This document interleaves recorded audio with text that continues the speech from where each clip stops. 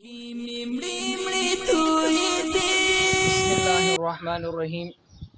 زما عزیزانو، نن در سره داسې یو مسله شریکوم.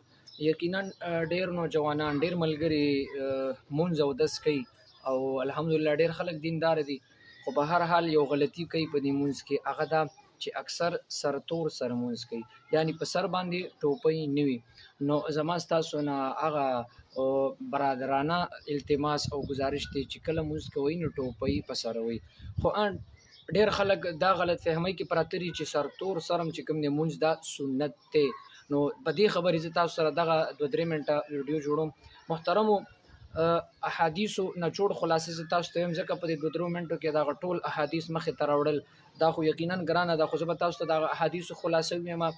ګورې، احادیثو مبارکو کې راځي چې کوم یو انسان په پګړی سره مونځ وکړي نو دا ډیر بهتره مونځ دی. دته به دا سنت ډیر مطابق مونځ الله تعالی به دې ډیر ثواب ورکړي. بیا چې پګړی سره نه وي نو ټوپۍ سره وکړي نو دا بیا هم هغې نه بهتر مونځ دی. چې کوم یو سړی مثلا یو سرتور سړی مونځ کوي په سر باندې ټوپۍ نه وي نو د هغې نه د ټوپۍ والا مونځ دا بهتر دی.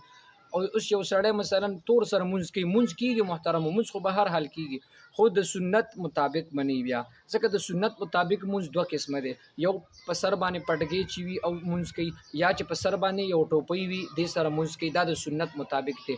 او څوک چې سرتور سره مونځ کوي محترمو، یقینا مونځ خو ادا کېږي، مونځ خو کېږي محترمو، خو د سنت مطابق نه دی. ډیر خلک زموږ په معاشره کې داسې فرقې شته چې هغې وایي نه سرتور سره مونځ دا سنت دی او دا هم مثلا د ثواب کار دی.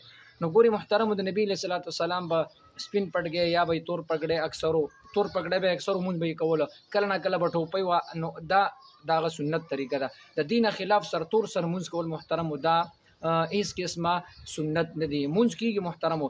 نو ستاسو نه زما هغه عاجزانه گزارش دی چې کله مونځ کوئ نو ځان سره کم از کم یو ټوپۍ برابروئ، په ټوپۍ کې مونځ کوئ، ځکه هسې خواري محنت کوئ نو تاسو به الله تعالی د مونځ هغه پوره ثواب درکوي. نو دې وجې نه تور سره مونځ مه کوئ.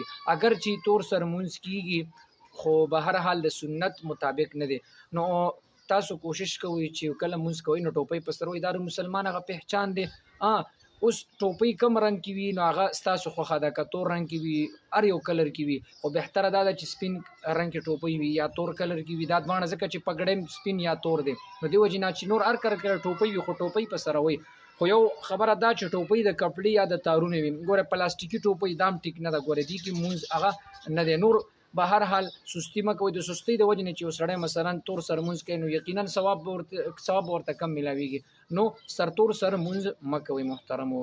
الله تعالی دې موږ تاسو له په دې باندې د عمل کولو توفیق را نصیب کړي. واخر دعوانا ان الحمد لله رب العالمین.